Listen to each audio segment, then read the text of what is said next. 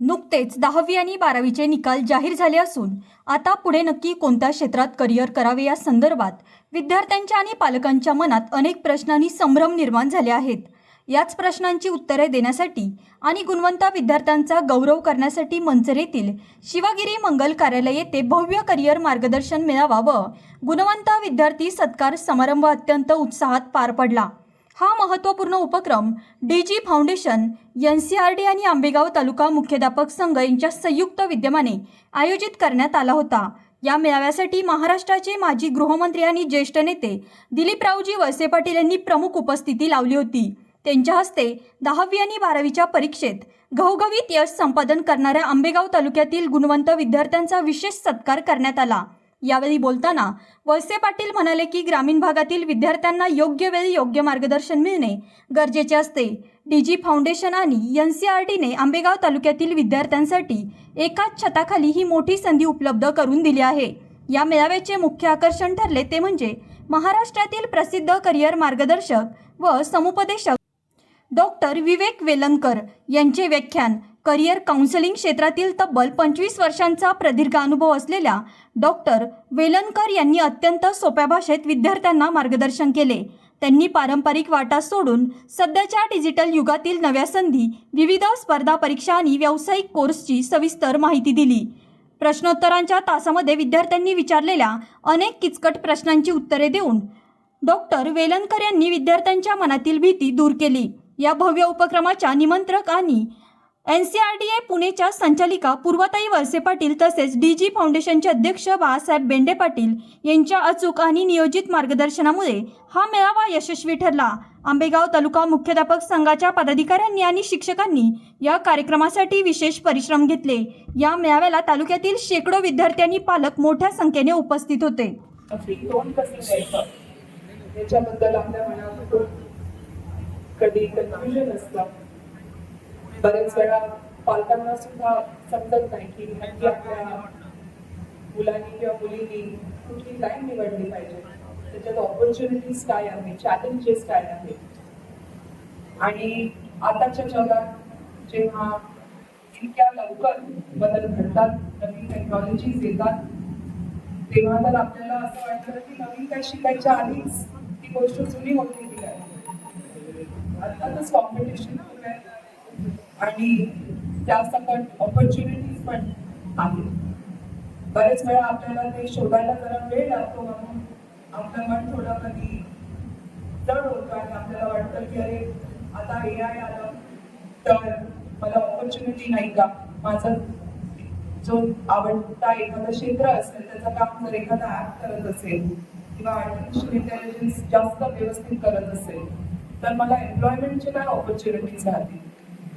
आणि हे सगळेच तुमचे मनातले डाऊट असतील, कन्सर्न्स असतील, हे व्हॅलिड आहेत, पण आपल्याला चांगल्या पद्धतीने याला कसं आपण तोडगा कसा काढायचा याच्यासाठी मार्गदर्शन करायला इतके एक्सपिरियन्स आणि छोट लोक इथे उपस्थित आहेत। आज आपल्या ग्रामीण भागातल्या आपल्या तालुक्याच्या विद्यार्थ्यांना होतो, त्यासाठी यावेळी आम्ही जबाबदारी घेत आहोत आपल्या फाउंडेशनच्या मार्फत की जे कोणी विद्यार्थी आहेत आजच्या सत्रानंतर तुम्ही आम्हाला संपर्क करा आणि तुमच्या ऍडमिशनची सर्व कॅम्पची जबाबदारी आम्ही घेऊ आणि तुमचं ऍडमिशन झाल्यानंतर पुढच्या वर्षी तुम्हालाच पुन्हा सत्कारासाठी इथं उभं करू की तुमचं ऍडमिशन आपण फ्रीमध्ये पण केलं, जेणेकरून पुढच्या पिढीला जे आता 9वी 10वीला आहे, जे 11वीला आहे, तुम्हाला ती प्रेरणा भेटली पाहिजे की जोराने अभ्यास करा।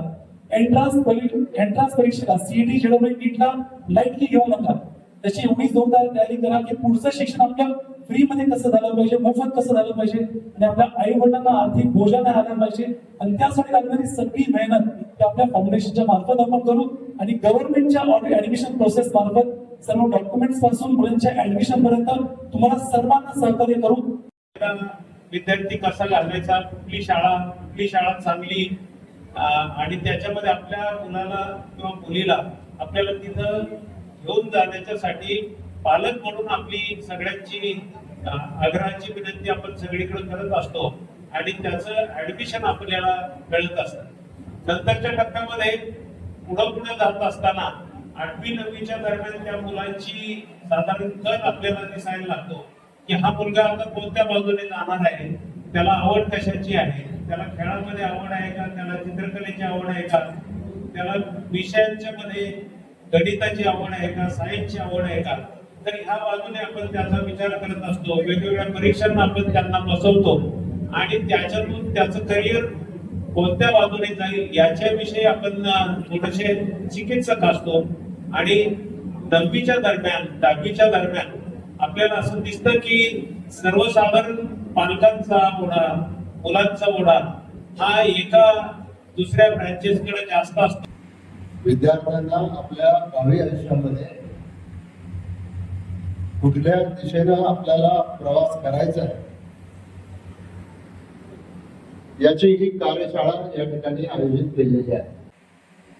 आणि म्हणून या करिअर मार्गदर्शनच्या क्षेत्रामध्ये गेल्या 25 वर्षांपेक्षा जास्त अनुभव असलेले माननीय डॉक्टर विवेक वेलणकर यांची ओळख केवळ महाराष्ट्रापुरती किंवा पुण्यापुरती किंवा केवळ देशापुरती आहे असं नाही, तर त्यांची ओळख जग पातळीवर त्यांची ओळख आहे. आणि आयुष्यभर त्यांनी नवीन विद्यार्थ्यांना घडवायचं काम, त्यांना मार्गदर्शन करायचं काम त्यांनी या ठिकाणी केलेलं आहे.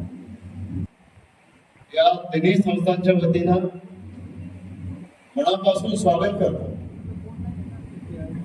आणि तुम्ही एवढ्या मोठ्या संख्येनं उपस्थित राहिला त्याच्याबद्दल मी आपले आभार मानतो.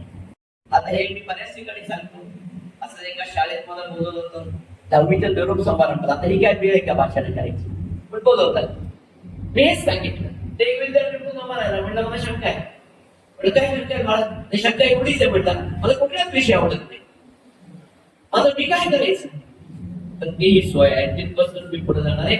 ज्याला 10वीपर्यंत एकही विषय आवडला नाही अशा विद्यार्थ्याला सुद्धा पुढे जायची, पुढे शिकायची अगदी सोय उपलब्ध आहे. आणि त्याचं नाव आहे ITI.